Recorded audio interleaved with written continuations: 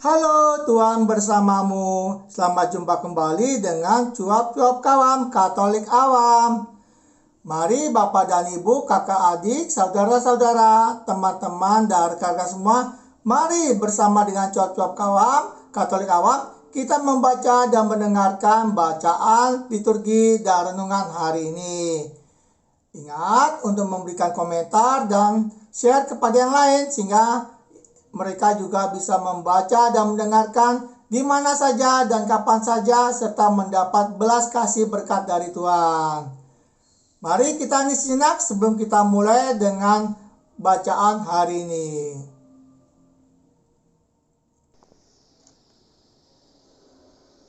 Bacaan dari Nubuat Yehezkiel.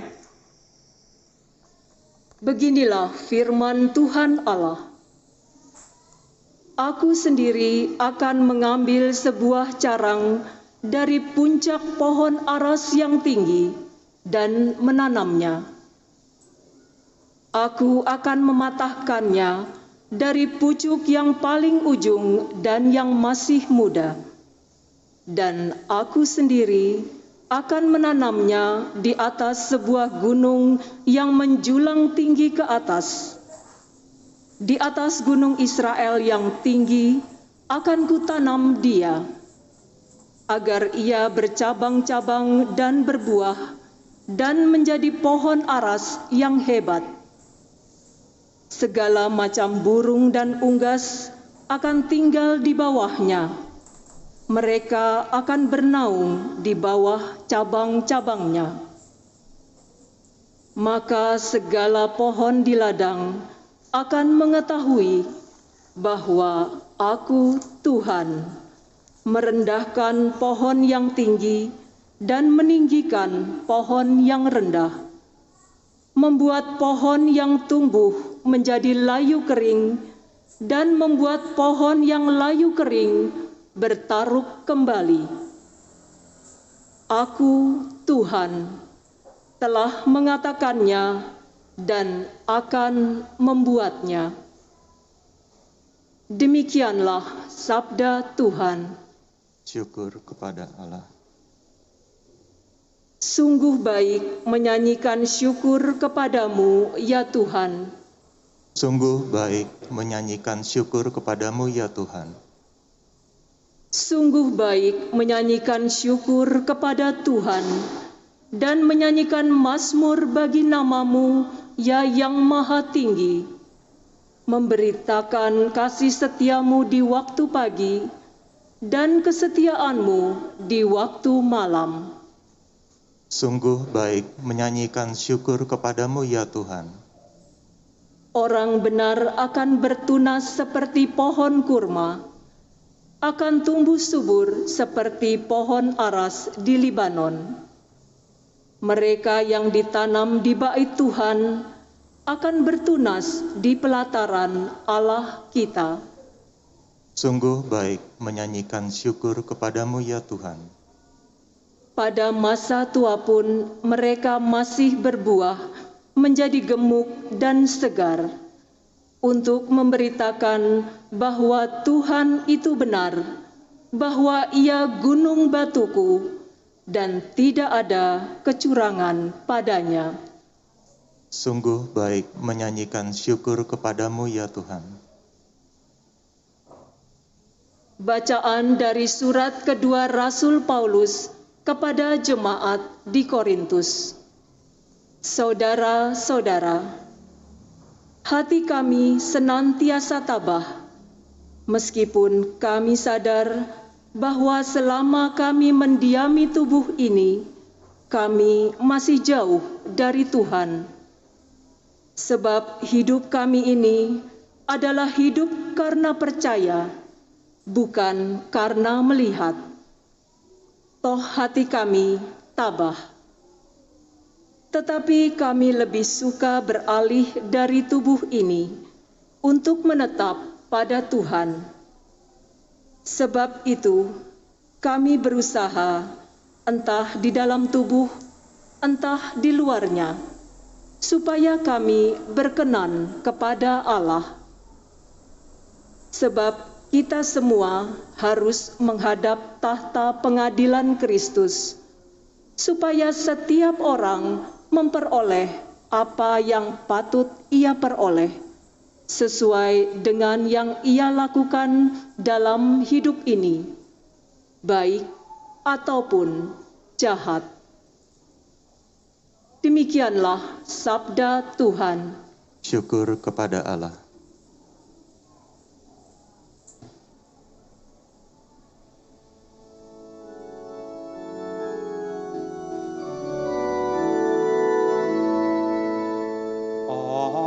Alleluia, alleluia.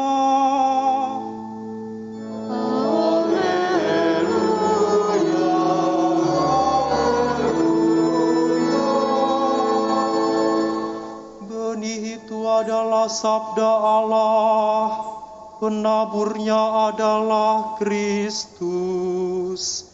Setiap orang yang datang kepadanya akan hidup selama-lamanya. Alleluia,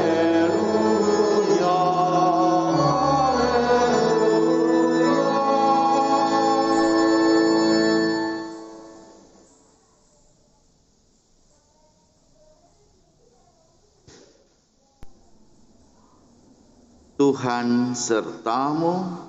Dan sertamu juga. Inilah Injil Yesus Kristus menurut Santo Markus. Dimuliakanlah Tuhan.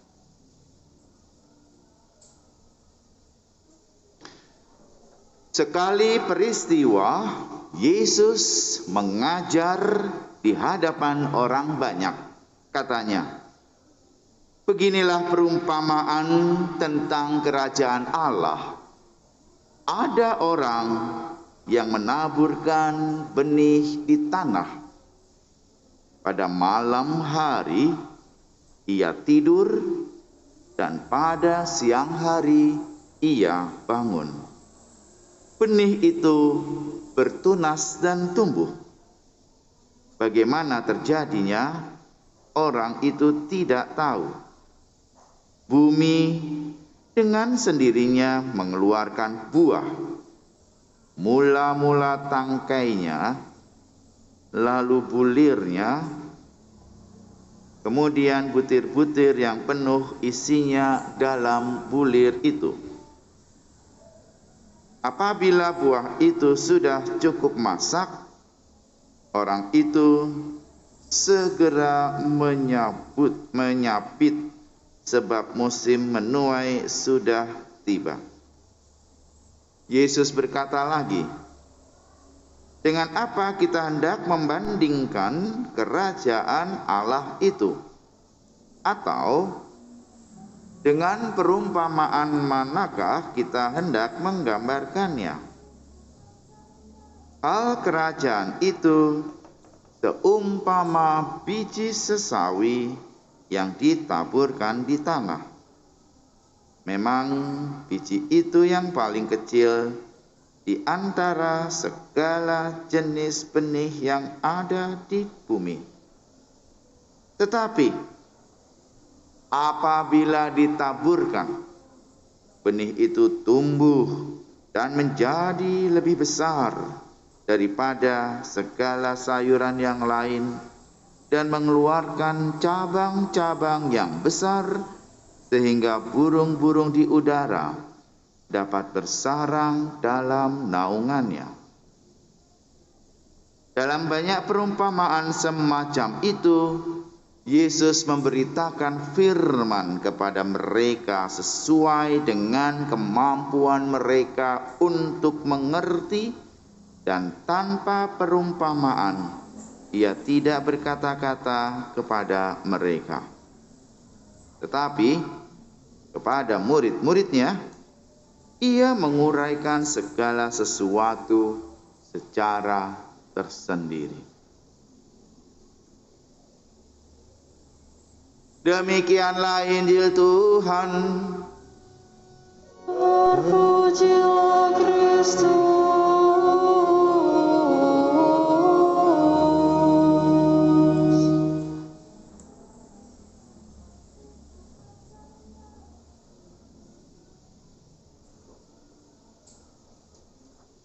Saudara sekalian, kalau saya boleh memberi judul pada homili Minggu Biasa ke-11 ini, saya beri judul Yesus Pengajar yang Baik.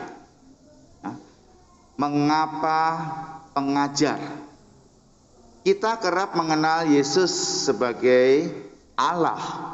Kita kerap mengenal Yesus sebagai manusia. Tetapi kita kadangkala mengabaikan karakteristik pribadi Yesus sebagai pengajar yang baik. Kenapa disebut pengajar yang baik? Dalam bacaan Injil jelas, Yesus mengajar di hadapan orang banyak. Orang banyak dari kalangan lapisan, entah itu cendekiawan seperti para ahli Taurat, Farisi, pemuka agama, maupun orang banyak di kalangan yang sangat biasa, bahkan di luar kasta, orang lumpuh, orang sakit, semua tertarik pada pengajaran Tuhan Yesus. Jadi Yesus pengajar yang baik dilihat dari mereka yang datang kepadanya, segala lapisan. Kalau profesi Anda sebagai dosen, mungkin kalau Anda berhadapan dengan anak TK untuk menjelaskan materi yang sama, sulit luar biasa. Pengalaman saya lebih mudah misalnya untuk memberi renungan pada orang-orang dewasa daripada anak-anak TK. Untuk menjelaskan satu kata saja seperti kata cerdik. Ceritanya panjang. Harus mendongeng dulu tentang kancil dan buaya, tentang Upin dan Ipin, sehingga ada kata cerdik di dalam cerita itu, yang mana kalau bercerita kepada seluruh orang dewasa, mereka langsung tahu konsep cerdik berarti bijaksana, cerdas, sangat smart, brilian, mampu mengatasi halangan. Mereka mengerti. Nah, Yesus mampu mengajar dari semua golongan, maka disebut pengajar yang baik. Yang kedua, bukan hanya segala lapisan yang datang kepada Yesus, tetapi juga bagaimana metode cara dia mengajar. Banyak guru-guru yang mengalami stuck. Bagaimana metode mengajar anak-anak di masa pandemi ini? Terbiasa mengajar dengan bertatap muka, sekarang harus melalui virtual, melalui laptop, melalui gadget, dimanapun dia berada.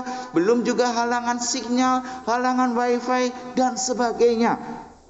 Wifi tidak ada halangan, sinyal tidak halangan, kuota ada halangan. Ada saja hambatannya. Tapi lihat yang terjadi dengan Yesus. Metodenya menarik. Mengapa menarik? Dia memulai dengan sebuah cerita. Cerita sangat bisa diterima oleh semua kalangan. Narasi dongeng, narasi berkisah sangat diterima oleh semua kalangan. Dari yang paling tua sampai yang anak-anak. Dan yang diceritakan biasanya sangat mudah dipahami dan dimengerti. Untuk itulah Yesus menggunakan perumpamaan. Perumpamaan itu seperti cerita, seperti dongeng, seperti ibarat, seperti kisah, suatu cerita yang dinarasikan. Hari ini Yesus mengajar dengan menggunakan metode perumpamaan. Perumpamaan yang paling bisa diterima oleh semua orang Yahudi pada saat itu adalah perumpamaan tentang benih. Dalam bacaan pertama, kitab Yehezkiel juga dikisahkan Yehezkiel berkata-kata tentang pohon yang rendah. Mengapa dengan benih? Mengapa dengan pohon? Karena pasti yang ada di hadapan Yesus adalah orang banyak yang mengenal tentang pertanian, mengenal tentang benih, mengenal tentang daun yang dimakan, sayuran yang kita lahap, yang semuanya berasal dari benih. Sangat ditemui dalam kehidupan sehari-hari. Sangat orang bilang membumi daripada melangit. Bapak, Ibu, Saudara sekalian, sebetulnya apa yang mau dikatakan oleh Yesus dengan perumpamaan tentang benih? Yesus sebetulnya sangat sederhana.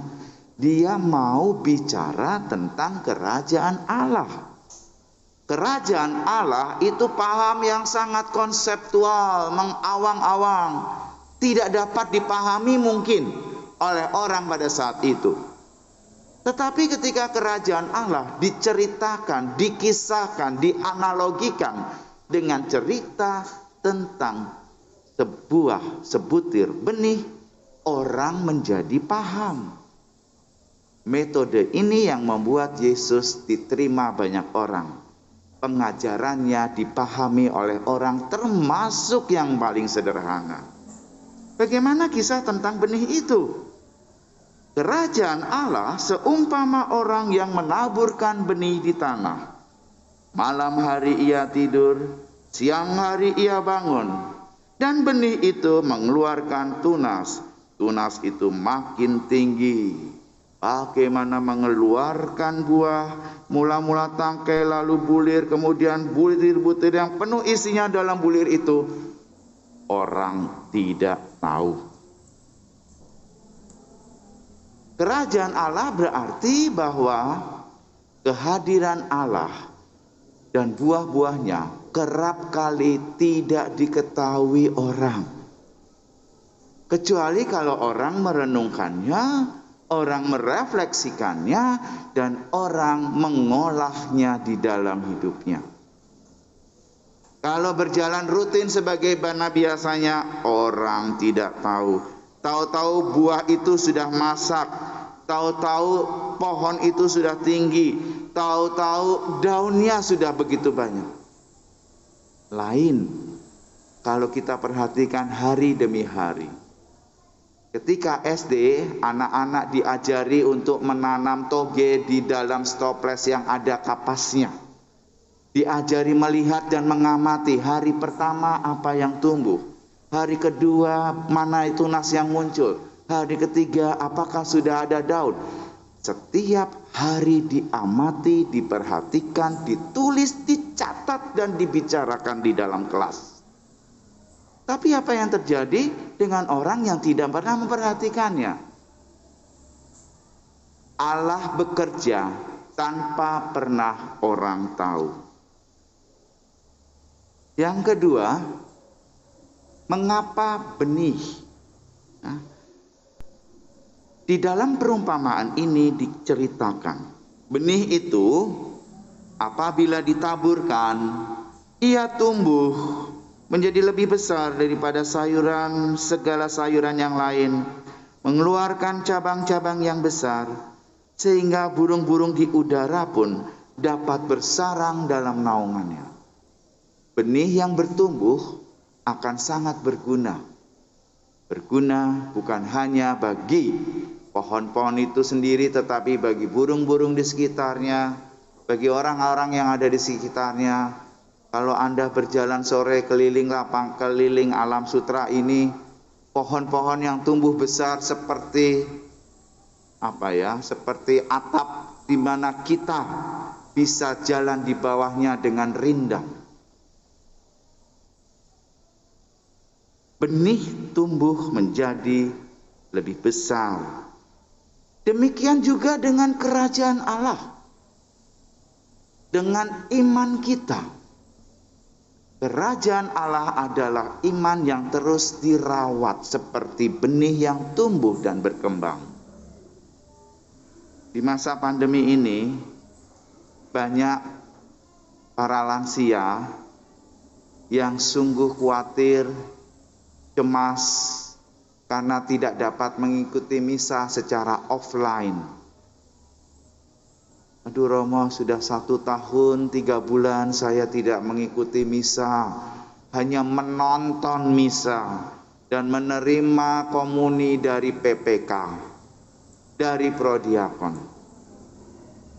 2 minggu terakhir ini offline sudah dibuka untuk lansia di paroki ini, khususnya pada hari Sabtu sore. Tapi apa yang terjadi? Iman bertumbuh dan berkembang jika ia dirawat, dipelihara. Benih itu tumbuh karena dirawat, dipelihara, disirami dengan air, diberi pupuk, sehingga bertumbuh besar, subur, dan menghasilkan buah.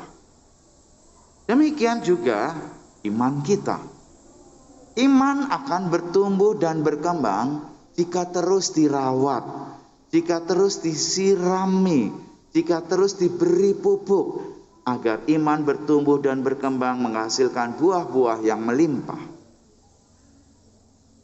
Di masa pandemi, banyak orang mengeluh, imannya sulit bertumbuh.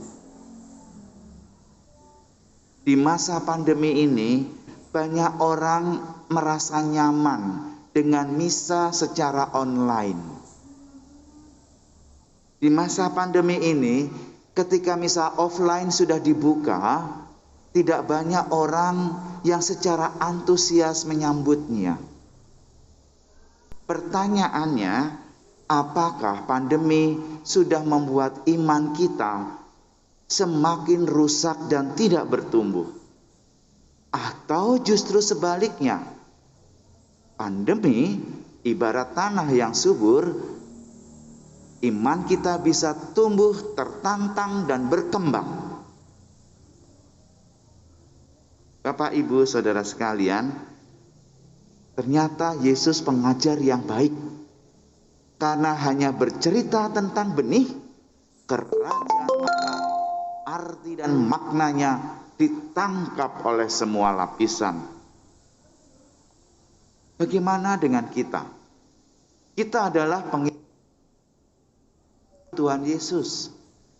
Apa yang dilakukan, apa yang dikatakan, apa yang disukai oleh Yesus, sebaiknya perlu kita teladani.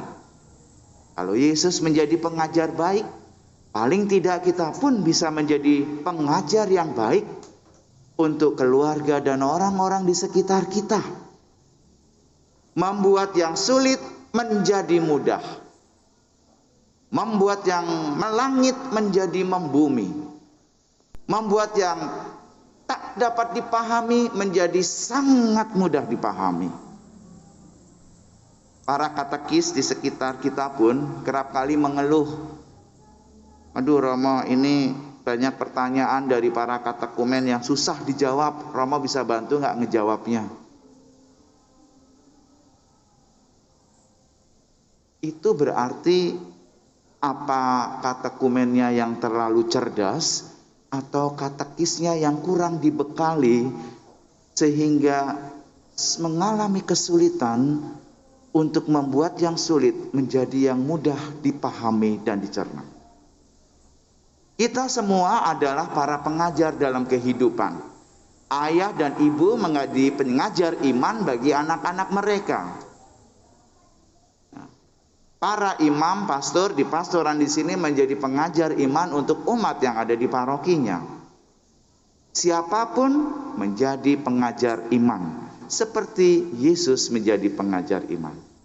Pertanyaannya, apakah di masa-masa sulit pandemi ini kita masih bisa menjelaskan iman yang relevan, yang signifikan, yang dapat dipahami oleh orang Katolik sendiri?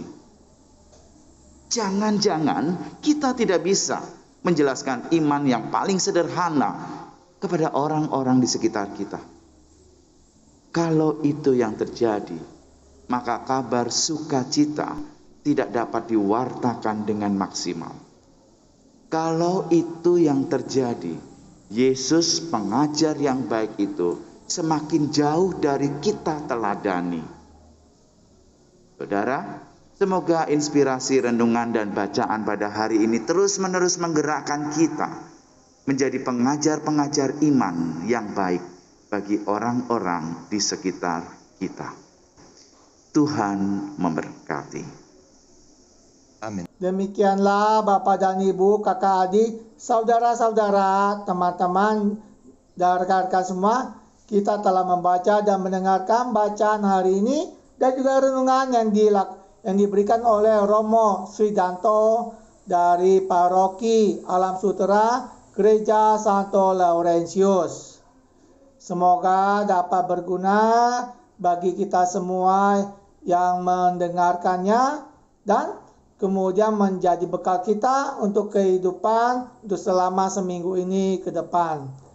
Berikutnya kita akan dengarkan kembali renungan juga dari Romo Yus dari Paroki Samadi Keuskupan Agung Jakarta, Wisma Samadi Keuskupan Agung Jakarta, yang diberikan pada misa hari ini juga hari Minggu tanggal 13 Juni tahun 2021. Silakan mengikuti. Selamat menikmati. Salam. Saudara-saudari, mari kita menjelaskan kerajaan surga yang tidak pernah jelas buat kita. Ya. Romo Hadi. Ya, Romo. Sebentar lagi jam 9 kita akan berangkat ke Jogja, Romo.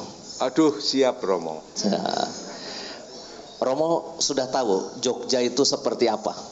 Yogya, maaf Romo. Romo kan nggak mau Jogja ya, Yogya. Yogya. Karena Yogya singkatan dari Yogya itu artinya adalah Yesus orang Galilea, ya Allah. Yesus orang Galilea, ya Allah. Ya itu bisa-bisanya Romo Hadi lah.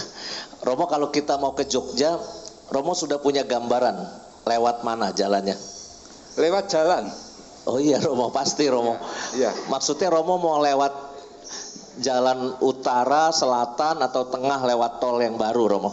Ya, itu tergantung yang memberi komando untuk setir kan Romo nanti. Oh, sopir kita Romo Romanus Romo nanti. Oh, Romo Romanus. Iya, sopir kita. Romo Romanus ya. Kalau saya cuma seksi konsumsi Romo. Ya. Konsumsi ya. Nah, Romo, itu kalau enggak ada konsumsi kok susah loh. Romo mau jalan ke Jogja, Romo sudah tahu jalannya. Iya. Lalu di Jogja sendiri, Romo sudah tahu situasi Yogya itu kayak apa. Romo sudah hafal ya. Sudah hafal ya. Ya, lekak-likuk jalannya, makanan yang enak mana, Romo sudah hafal. Ya, itu agak sudah mulai lupa ya. Sudah mulai lupa ya. Kalau yang enak-enak itu agak lupa mudah. Oh. Ya. Oke, sekarang pertanyaan saya yang kedua Romo. Romo mau ke kerajaan surga Romo. Iya. Romo sudah tahu jalan menuju kerajaan surga. Tahu Romo, tahu sekali. Terus tahu sekali. Ini di luar skenario saya jawabannya, saya tahu sekali. Romo harusnya jawabannya saya tidak tahu Romo. Ya, saya tidak tahu. Nah, gitu Romo. Lalu Romo, surga itu Romo udah punya gambaran belum? Surga itu ada makanan enak kah? Ada restoran? Ada tempat rekreasi? Ada apa Romo? Romo punya gambaran nggak surga itu apa? Oh, itu kalau gambaran memang susah buat saya. Oke. Ya, karena surga itu buat saya adalah sesuatu yang betul-betul nyata, bukan khayalan. Nyata, bukan khayalan. Bukan khayalan. Tetapi belum tahu bentuknya kayak apa. Bentuknya belum tahu. Ya. Oke. Nah, syukur jawabannya tepat. Bentuknya belum tahu. Itu bukan khayalan, tapi itu nyata. Saya kira ini inti khotbah sudah selesai. Oh. Itu bukan khayalan, itu nyata, dan bentuknya kita belum tahu. Pokoknya percaya ya Romo ya. Iya, betul. Oke. Romo, kalau saya berkata begini dalam bahasa Jepang, Aishiteru, Romo tahu nggak artinya Romo? Belum tahu. Ya. Oke, kalau saya pakai bahasa Tagalog, mahal kita, Romo tahu nggak artinya? Bahasa Tagalog bukan bahasa Indonesia ya. Mahal kita, pasti belum tahu juga. Ya. Kalau bahasa Itali, Tiamo atau ego amote bahasa Latin. Oh ya, sedikit tahu itu, sedikit. Ego itu aku. T itu kamu. Ya. Amo cinta. Cinta. Jadi aku cinta padamu. Tapi kalau pakai bahasa Jawa, aku tresno karo koe. Ya. Itu jelas ya Romo ya? Jelas. Aku mencintaimu. Iya, betul. Nah, kenapa Tuhan Yesus, ini langsung belok ke Tuhan Yesus Bapak Ibu. Tuhan Yesus memakai perumpamaan Karena memang kerajaan surga itu kita nggak ngerti persisnya apa. Aisiteru, Romo Hadi nggak ngerti. Tapi ketika aku mencintaimu, atau mungkin kalau orang yang nggak ngerti bahasa, itu tinggal pakai isyarat pun, aku, kamu, nah mungkin gini-gini ya. Iya. Itu aku mencintaimu, ya. Itu lalu pakai simbol seperti itu. Inilah yang saya maksud. Kenapa Tuhan Yesus memakai perumpamaan untuk menjelaskan tentang kerajaan surga? Karena kerajaan surga itu misteri yang terlalu besar untuk otak kita, untuk pikiran kita. Maka kalau Romo Hadi tadi bilang saya tahu jalan ke surga, mungkin memang udah hampir tahu ya Romo ya. Iya. Jalan ke sana ya. Iya, ya belum tahu di sana semuanya ini Iya. ada yang duluan siapa? Belum. Oh, yang duluan siapa belum tahu ya. Betul-betul Romo itu tepat ya. Nah, pikiran kita ini terlalu kecil untuk mencoba menggambarkan surga. Cuma jujur, kadangkala kita manusia itu suka ya hanya bisa menggambarkan menurut apa yang bisa kita pikirkan. Contoh. Kalau ada peristiwa kematian di beberapa tempat ya, itu kan suka yang meninggal itu dibawain rumah-rumahan. Iya. Dan rumahnya itu gedung, ya besar, rumah gedung. Bukan rumah tipe 21 yang kreditannya 300.000 per bulan. Bukan. Yang dibawain itu rumah gedung yang besar, yang mahal. Mobil-mobilan dibawain untuk perjalanan ke sana. Karena mungkin di surga menurut pikirannya membutuhkan mobil. Iya.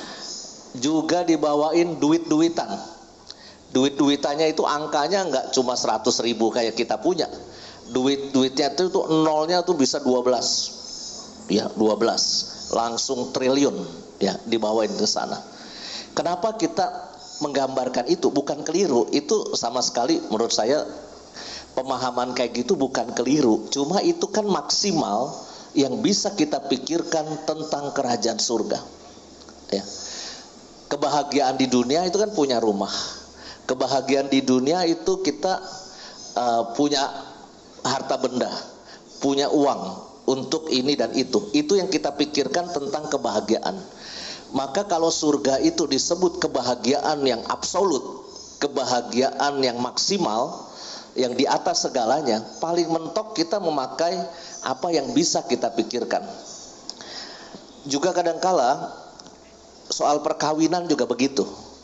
Saya nggak pernah khotbah seperti ini. Kalau ada misalnya suami meninggal dunia, lalu ada suasana berduka, istri dan anak-anak, saya bisa dibilang tidak pernah mau berkhotbah begini. Kan biasanya ada juga Romo yang berkhotbah begini, Bapak Ibu khususnya keluarga jangan bersedih hati. Nanti suatu saat kalau kita dipanggil Tuhan juga ya, kita akan berkumpul kembali seperti dulu bersama suami kita, bersama anak kita, bersama istri kita. Dalam hati saya menjadi ingat apa yang Tuhan Yesus katakan. Di surga nanti tidak ada yang kawin dan tidak ada yang dikawinkan. Cuma kan kita kepikirannya ya, yang namanya kebahagiaan itu nanti di surga ya berkeluarga, menikah dan berkumpul bersama keluarga kita. Padahal kalau kita sudah mati, kita akan terbang seperti malaikat di surga yang berjumpa wajah dengan Tuhan Allah, dan kita tidak lagi membutuhkan kebahagiaan yang kita pikirkan sekarang. Tapi ini saya ngomong gini juga sok tahu sih sebetulnya ya. Artinya bagaimana persisnya surga, Tuhan Yesus sudah mengatakan di surga nanti tidak ada yang kawin dan tidak ada yang dikawinkan. Tapi problemnya Tuhan Yesus ngomong kerajaan surga itu istilahnya kan rumah ya. Tenang, jangan gelisah hatimu. Di rumah Bapakku ada banyak tempat tinggal. Jadi bayangannya itu rumah ya. Cuma problemnya Bapak Ibu, kalau saya tanya Anda sekarang, Bapak Ibu, apakah Anda pengen masuk kerajaan surga? Pasti jawabannya, yes I do. Apakah Anda rindu kerajaan surga? Yes, I do. Lalu ada lagunya, seperti rusa rindu sungaimu. Jadi kayak kita rindu gitu sama kerajaan surga. Tapi kalau saya tanya sama Anda, karena Anda rindu ya, apakah Anda pengen sekarang masuk kerajaan surga? Jawabannya entar dulu ya. Romo Hadi dulu ya. Yang tua-tua dulu, yang muda-muda biasanya mikirnya entar dulu ya. Tetapi kan sebetulnya nggak bisa begitu. Saya selalu mengatakan, tenang Romo Hadi, belum tentu Romo Hadi duluan, ya nggak? Iya. Kan ada calon lain, ada frater-frater, ya. Iya. Ada suster-suster, saya nggak menyebut frater Robert ya, walaupun mata saya ke dia, ya. Ada romo-romo yang masih muda. Belum tentu Romo Hadi yang sepuh ini akan menghadap Tuhan terlebih dahulu menuju kerajaan surga. Itu belum tentu, ya. Kenapa lalu kita itu kok kurang rindu untuk ke kerajaan surga? Menurut saya ini karena Tuhan Yesus terlalu baik cara marketing kerajaan surganya ya. Kalau dalam Injil Yohanes bab 14 itu kan cara Tuhan Yesus memasarkan kerajaan surga. Kan beliau bilang begitu tadi, tenang, di rumah Bapakku ada banyak tempat tinggal. Artinya kita kan berpikir apa? Oh, Tuhan Yesus pasti menyediakan tempat bagiku. Sehingga kita akibatnya bersantai-santai di dunia. Akibatnya kita menunda-nunda pertobatan. Sehingga kita ini tidak rindu cepat masuk kerajaan surga. Suatu hari nanti, ini jangan bilang siapa-siapa ya Bapak Ibu ya, ini rahasia kita aja. Kalau saya jadi paus suatu hari nanti ya, yang jauh aja lah ya kan, jadi paus itu nggak mungkin ya. Kalau saya jadi paus, saya akan mengamandemen Injil Yohanes bab 14. Saya mau meniru iklan-iklan marketing rumah di dunia. Kalau Anda lihat iklan apartemen, iklan rumah di dunia, di pojok-pojok jalan tulisannya apa? Stok terbatas, besok harga naik. Aku akan mengamandemen Injil Yohanes bab 14. Kerajaan surga. Bergegaslah. Stok terbatas. Besok harga naik. Maka pasti kita akan cepat-cepat ke kerajaan surga. Bertobat. Berbuat baik. Mengampuni.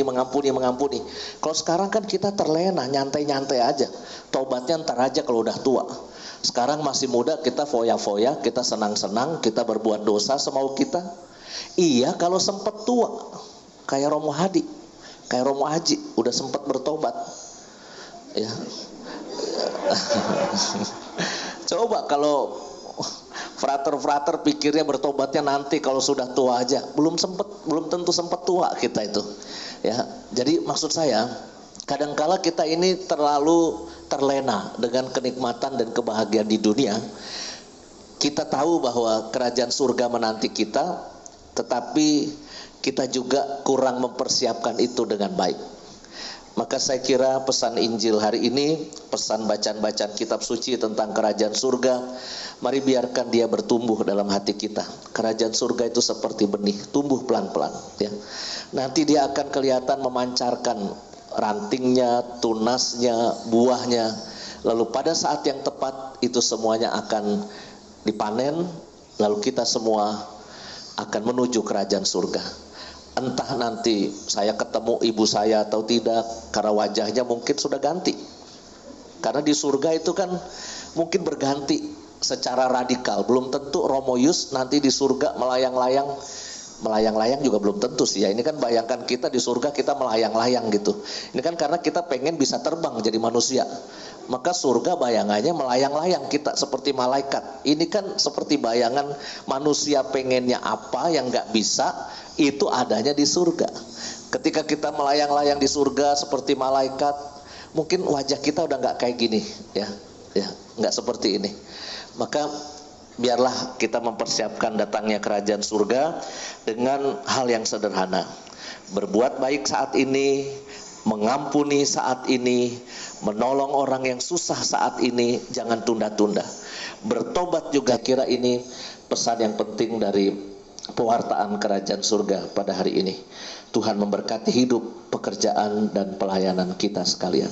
Amin.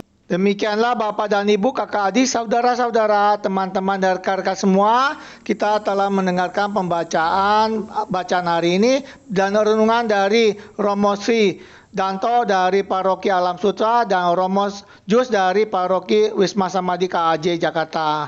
Tuhan bersamamu, salam sehat sejahtera dan bahagia bersama cuap-cuap kawan Katolik awam. Tuhan memberkati. Dah, sampai jumpa kembali.